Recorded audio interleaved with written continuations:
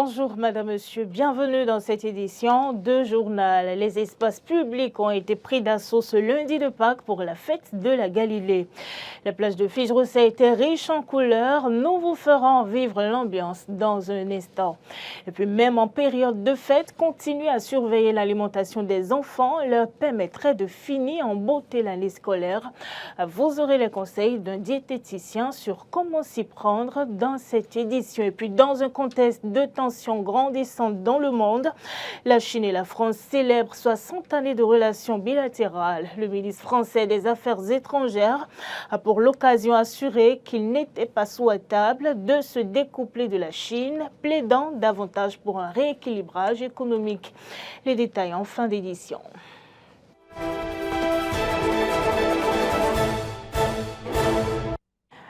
À nouveau, bonjour, merci Madame, Monsieur d'avoir pris le rendez-vous de l'information. Je vous l'annonçais en titre, la plage de Figerousset a grouillé de monde dans l'après-midi de ce lundi de Pâques. Les populations de Cotonou et environ ont effectué le déplacement, profitant ainsi de ce jour férié pour se distraire et faire le plein d'énergie. Clémence Tonoucoin est allée constater l'ambiance qui a prévalu. Suivez son reportage. Pique-nique, danse, baignade, prise de vue, la plage de Figerousset était riche en couleurs ce lundi de Pâques. Les populations de Cotonou et environ ont massivement effectué le déplacement en famille ou entre amis pour, comme d'habitude, célébrer le lundi de Pâques et surtout profiter de ce jour férié. Casseroles, glacières et casiers de boissons, tout y était pour que la fête soit belle. L'affluence au niveau du carrefour à l'entrée de la plage donnait déjà un avant-goût de l'ambiance qui a prévalu. La fête n'est pas mal. Tout le monde est joyeux à la plage. En fait. L'ambiance est cool. La plage ici, c'est, comment dire, un endroit où il y a de l'ambiance, il y a du bruit, tout ce qui favorise, comment dire, une bonne fête. Ça se passe bien. Énormément bien, ça se passe bien. Le lundi de Pâques fait aussi partie intégrante des festivités marquant la résurrection de Jésus-Christ. Pour certains, aller à la plage le lundi de Pâques n'est pas forcément en lien avec la religion, c'est juste une tradition de divertissement. Je suis venue avec mes amis.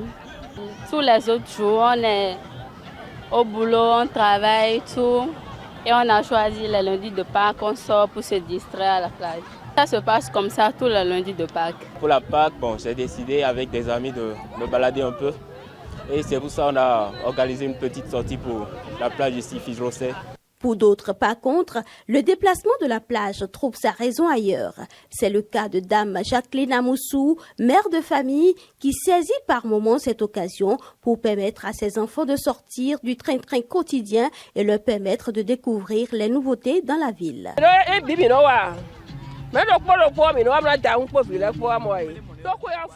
Ce n'est pas tous les ans que nous venons à la plage. Nous y venons seulement quelques fois.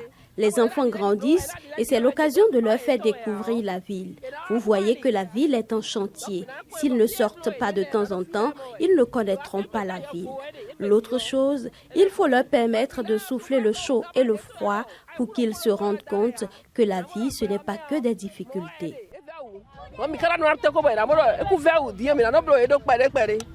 Pour l'Église, le lundi de Pâques est le deuxième jour du temps de Pâques, période qui dure 50 jours et doit être vécue dans la joie pour la résurrection de Jésus. C'est aussi le premier jour de l'octave de Pâques qui dure 8 jours.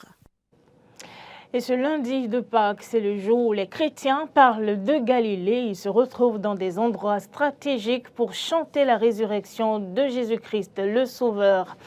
Du côté de Zivier, les enfants de l'enfance missionnaire du Vacaria forain ont également sacrifié à la tradition de la Galilée missionnaire. L'événement a eu lieu à l'école Sainte-Marcéline de Glodjigbe. C'est un compte rendu de Arthur Endo.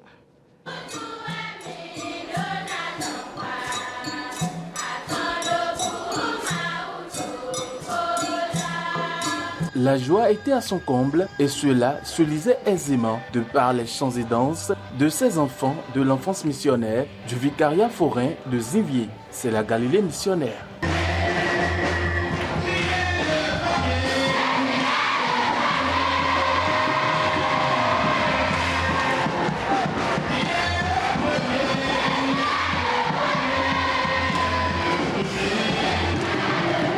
Ils étaient plus de 2600 enfants venus de plusieurs paroisses. Alors aujourd'hui, c'est la Galilée missionnaire et nous avons beaucoup d'enfants. Ils sont plus de 2600 enfants venus des 12 paroisses de notre vicariat. Donc ils sont tous venus de nos paroisses et chaque année, ils se rassemblent pour pouvoir fêter la résurrection du Seigneur, pour pouvoir rendre grâce à Dieu et pour pouvoir passer une journée d'amitié avec leur aumônier et puis entre eux pour fêter Jésus ressuscité qui nous donne sa joie et sa paix. Une joie et une paix en ce jour spécial puisque les enfants ont bénéficié de la présence du Père vicaire forain qui a présidé la célébration eucharistique. Les enfants n'ont pas manqué de lui dire merci. Nous disons un sincère merci au Père vicaire forain pour avoir accepté de présider d'une main de maître cette célébration eucharistique. Le Père Gad est un précieux don offert à ce vicariat. Comme un bon pasteur, il a su paître le troupeau. L'histoire de la Galilée missionnaire est biblique et est très importante pour le chrétien catholique. À l'annonce de la résurrection, les disciples de Jésus ont été invités à le retrouver en Galilée. Et l'enfance missionnaire, qui est un groupe des enfants des paroisses, se réunit donc en faisant sien cet appel de la résurrection pour pouvoir faire ce chemin donc et retrouver Jésus, rester avec lui en essayant de vivre la joie de la résurrection avec leurs frères et sœurs, les enfants des autres paroisses du vicariat. C'est un moyen d'être témoin. Le Père vicaire forain a attiré l'attention des enfants sur ce qu'ils doivent savoir de Jésus au cours de la messe. J'ai insisté sur ce qu'il fallait retenir de la personne de Jésus. Un Nazaréen, un homme appelé Jésus, un homme accrédité auprès de Dieu, mais surtout Dieu qui dans son dessein a voulu qu'il souffre, qu'il meure et qu'il ressuscite pour notre salut. Les regards sont désormais fixés sur la Galilée missionnaire 2025.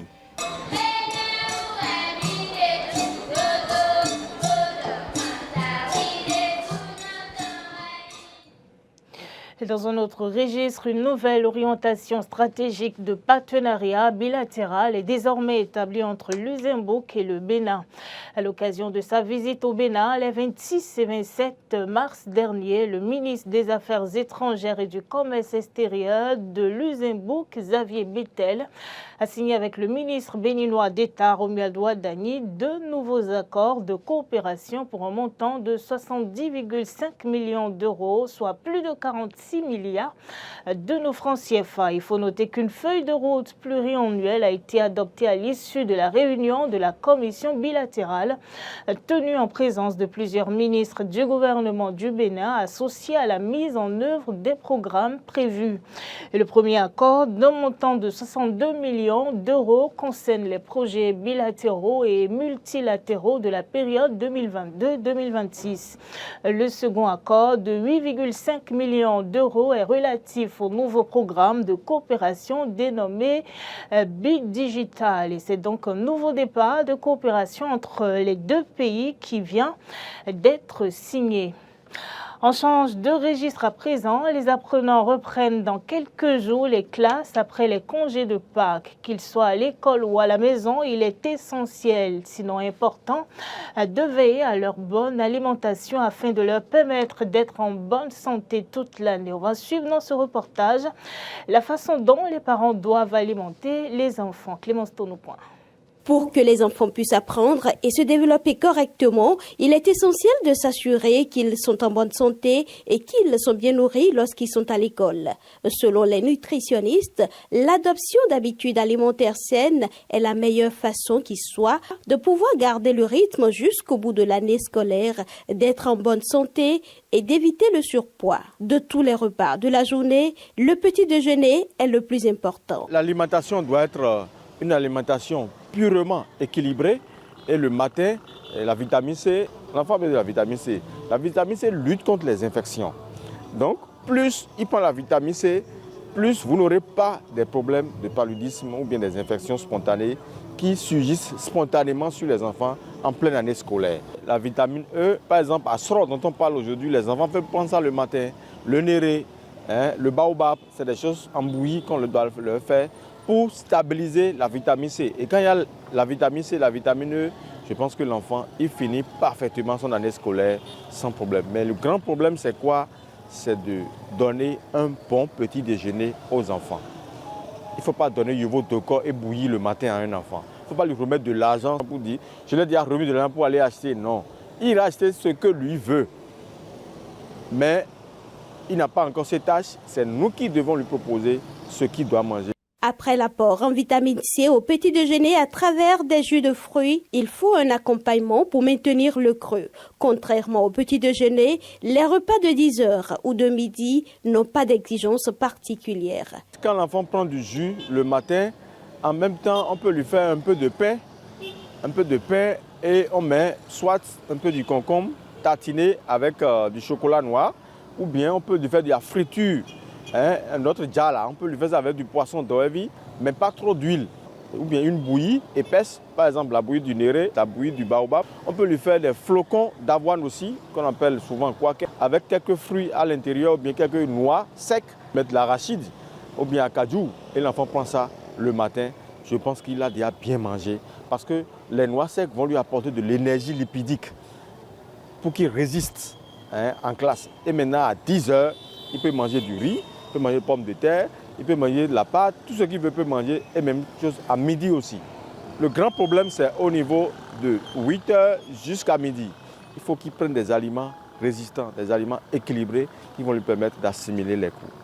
En ce qui concerne le dîner, le diététicien recommande de manger à heure fixe, léger, peu pimenté et surtout pas tard.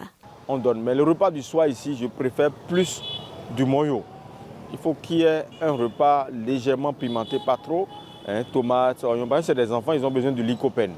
Ils ont besoin de lycopène, c'est un acide aminé qui favorise le sommeil, qui prévient des maladies neurologiques et de même que ça prévient la diarrhée, beaucoup de choses. Donc le moyo par exemple, c'est bon le soir avec akassa, ou bien on leur fait des purées de patates douces. Je dis bien purée, c'est pas ragoût. Purée, c'est on l'écrase et ça devient totalement lisse et on prend ça. Ou bien on leur fait aussi des spaghettis et beaucoup de légumes à côté. Haricots verts, oignons, ail, poivrons verts, tomates. Et il prend ça, on saute et il mange. Soit il prend du couscous de fonio, ou bien de l'igname à vapeur, ou bien de la patate douce à vapeur. Et aussi des fois du bon moyo avec du poisson frit. Il prend ça le soir au coucher. Au plus tard 19h, l'enfant doit manger et non à 20h, 21h. Ce n'est pas trop bon pour sa santé.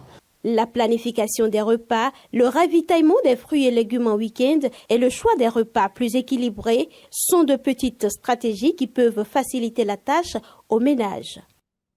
Puis en interactualité, la Chine et la France ont célébré hier 60 années de relations diplomatiques. Et le ministre français des Affaires étrangères, Stéphane Séjourné, a pour l'occasion visité son homologue Premier ministre de la Chine. Au cours des échanges, la question relative à la guerre en Ukraine a été abordée. La France attend de la Chine qu'elle passe des messages assez clairs à la Russie pour qu'enfin cesse le conflit. Reportage. Dans un contexte de tensions grandissantes dans le monde, il semblerait que la France chercherait à tisser des liens plus étroits avec les pays hostiles à l'hégémonie de l'Occident. 60 ans se sont écoulés depuis l'instauration des relations politiques entre la France et la Chine. Dès lors, la visite de travail de Stéphane Séjourné entend se placer sous le signe d'un renouveau dans les relations bilatérales. Le diplomate français a rencontré à Pékin son homologue Wang Yi ainsi que le Premier ministre chinois Li Qiang. Ils ont échangé sur des sujets bilatéraux et multilatéraux. Lors d'une conférence de presse conjointe avec son homologue chinois, le ministre français des Affaires étrangères, Stéphane Séjourné, s'est prononcé contre une réduction de la coopération économique avec Pékin. Vous savez que le rééquilibrage de notre partenariat économique est une priorité, comme elle l'est pour nos partenaires européens. L'Union européenne est un marché très ouvert, ou plus ouvert au monde, mais les déficits actuels avec un certain nombre de pays dont la Chine ne sont pas soutenables pour nous, et nos échanges doivent aussi reposer sur une base saine et durable. Vous le savez, c'est une réciprocité, des règles partagées et appliquées à tous. Et pour autant, il n'est pas souhaitable, et je l'ai redit au ministre, il n'est pas souhaitable de se découpler de la Chine. Nous gardons des liens très importants que nous souhaitons renforcer, rétablir pour un certain nombre de secteurs, et nous l'avons dit à plusieurs reprises. Stéphane Séjourné a affirmé qu'un découplage avec la Chine n'était pas souhaitable. Cette déclaration s'inscrit dans un contexte d'un net ralentissement des investissements occidentaux dans le pays. En effet, ces derniers mois ont été marqués par les appels de Bruxelles à réduire la dépendance européenne à l'égard des importations chinoises. Côté chinois, Pékin a fait part de ses inquiétudes quant à cette stratégie de réduction des risques initiée et poursuivie par l'Union européenne. Le ministre des Affaires étrangères chinois a exprimé sa compréhension de la position européenne, mais a déclaré qu'il espérait que cela n'aurait pas d'impact négatif sur les perspectives commerciales. Je crois que les faits ne cessent de prouver que la Chine représente pour l'Europe une opportunité plutôt qu'un risque. Nos deux parties sont des partenaires et non des adversaires. Bien entendu, nous comprenons le contexte et vos considérations sur le concept de réduction des risques que vous avez évoqué. Nous pensons que ce concept ne vise aucun pays spécifique et qu'il ne devrait pas violer les règles de l'Organisation mondiale du commerce. Nous espérons également que l'idée de réduction des risques ne suscitera pas de sentiments négatifs et de frustration parmi les entrepreneurs et dans le monde des affaires. La question de l'Ukraine s'est également invitée lors des échanges. Sur fond de méfiance accrue avec l'Europe et de rivalité avec les États-Unis, le ministre français a tout de même plaidé pour un rapport de force favorable à l'Ukraine. Madame, Monsieur, c'est déjà la fin de cette édition de Journal. Je vous remercie de l'avoir suivi.